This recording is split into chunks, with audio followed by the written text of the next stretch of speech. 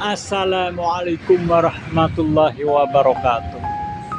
Kita harus ikhtiar secara maksimal untuk mengenal Allah, mendekati pada Allah, mencintai Allah. Walaupun kita belum sempurna 100%, tetapi kita ikhtiar maksimal untuk mengenalnya. Dan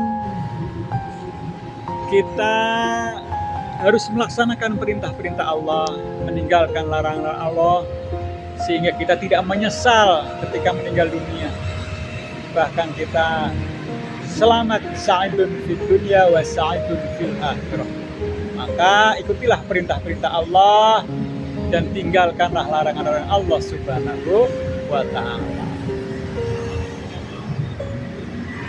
Al-Mutakabbir. Apa itu Al-Mutakabbir? Yang maha memiliki kebesaran. Dalam Al-Quran surat Al-Hasyr ayat 23.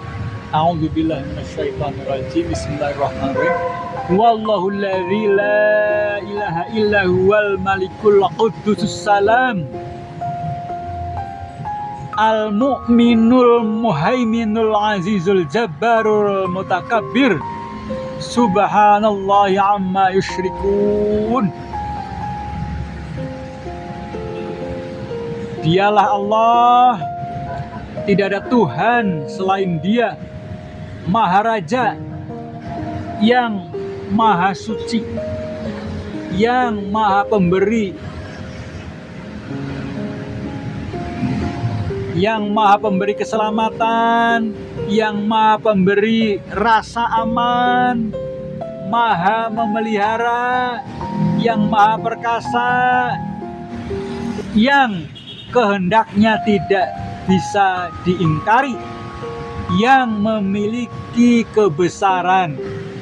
Al-Quran surat Al-Hasyr ayat 23. Al-Mutakabbir artinya Dia yang melihat segala sesuatu.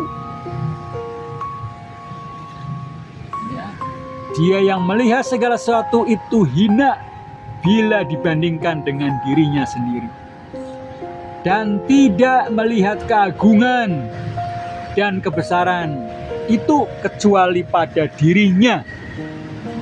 Dia memandang yang lain seperti pandangan seorang raja kepada hambanya. Dan ini tidak dapat terbayangkan secara mutlak dan sempurna kecuali bagi Allah Subhanahu wa ta'ala. Ada pendapat lain mengatakan bahwa takabur dan kibriya adalah pemberitahuan tentang hak Allah Subhanahu wa ta'ala.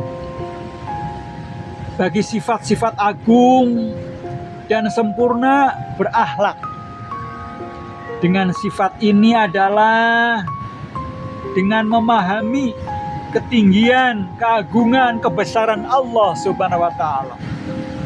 Maka ia akan selalu membiasakan dirinya bersikap hina dan merendah, serta tidak boleh sombong terhadap orang lain.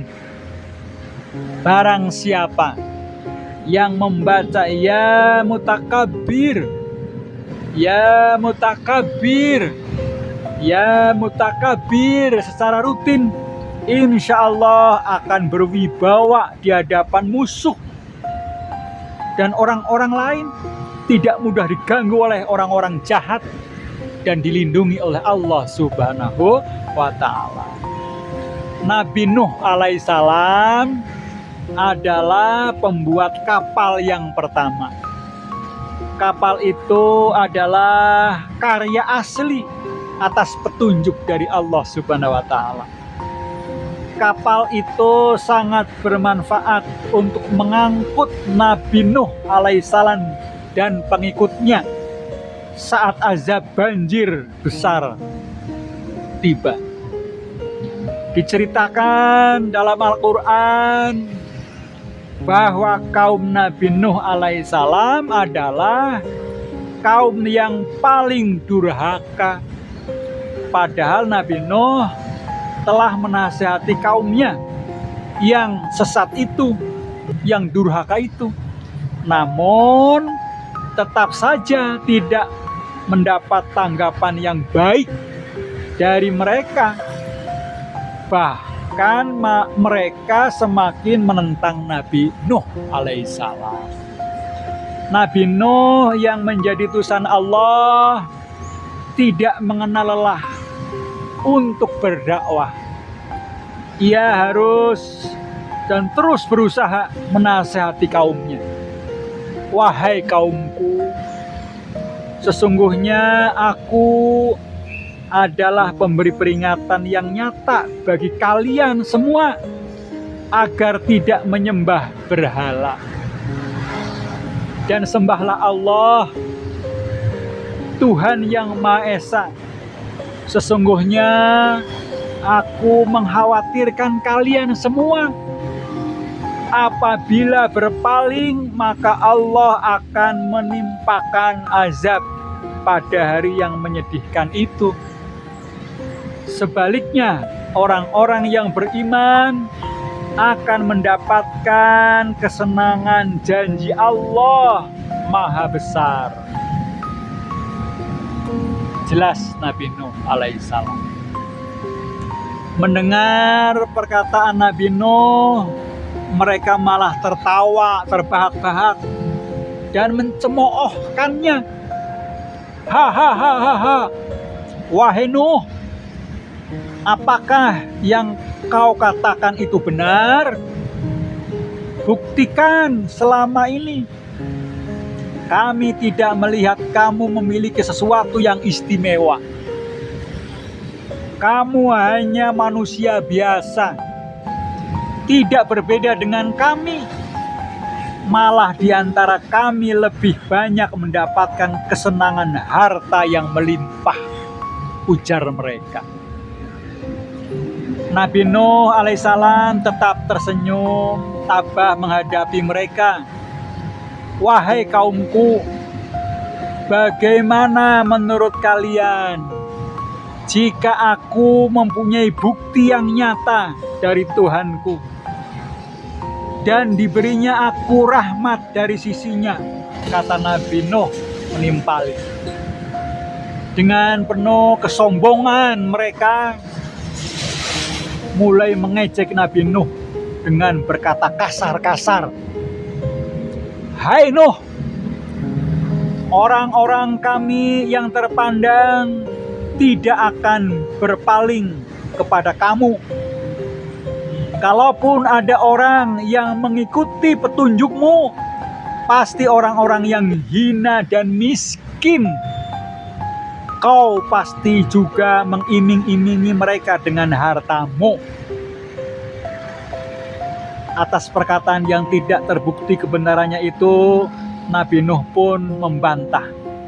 Wahai kaumku, aku tidak pernah mengiming-imingi harta dan kekayaan lainnya kepada mereka, kecuali kesenangan kekal bagi yang percaya kepada Allah.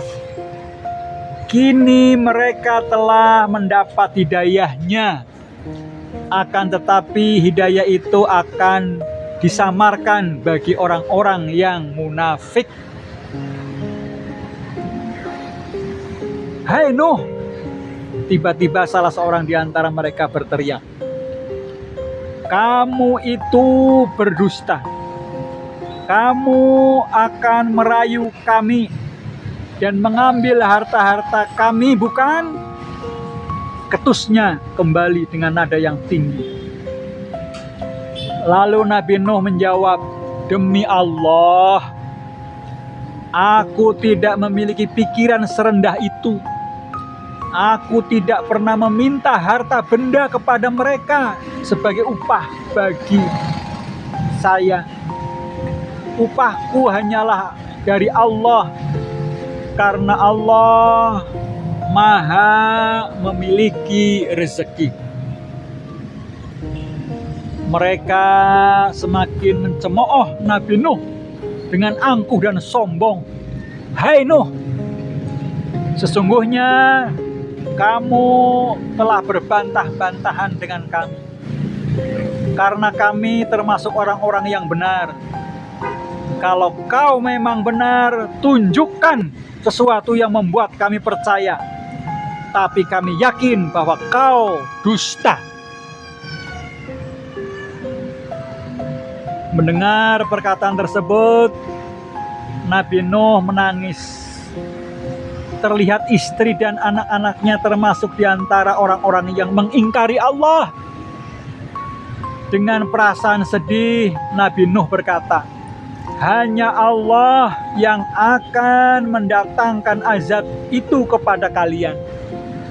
Jika Allah menghendaki, maka siapapun tidak dapat melepaskan darinya. Untuk menghibur kesedihan Nabi Nuh, Allah berfirman dalam surat Al-Hud ayat 36 sampai 37, yang artinya, ketahuilah, tidak akan beriman di antara kaummu kecuali orang-orang benar-benar beriman saja. Karena itu, janganlah engkau bersedih hati tentang apa yang akan ditenggelamkannya, dan buatlah kapal itu dengan pengawasan dan petunjuk wahyu kami. Dan janganlah engkau bicarakan dengan aku tentang orang-orang yang zalim. Sesungguhnya mereka itu akan ditenggelamkan. Nah, ini terdapat dalam surat Hud ayat 36 sampai 37. Kemudian Nabi Nuh mulai membuat kapal, karena Allah akan menurunkan azab kepada orang-orang yang tidak bertakwa. Setelah bahtera selesai, kapal selesai, selama 40 hari, 40 malam, hujan deras turun tanpa hentinya. Akhirnya air dan bah besar menenggelamkan permukaan bumi. Orang-orang yang beriman kepada Allah dan Rasul-Nya selamat. Mereka tinggal di dalam bahtera itu, di atas air yang bergelombang tinggi. Kemudian Nabi Nuh berkata, ya Tuhanku, janganlah engkau biarkan seorang pun di antara orang-orang kafir itu tinggal di atas bumi. Ini terdapat dalam surat Nuh ayat 26. Nah, hikmahnya kita harus terus berlatih mencoba hal-hal baru untuk menghasilkan karya yang bermanfaat, dan kita tetap beriman bertakwa kepada Allah Subhanahu wa Ta'ala. Itulah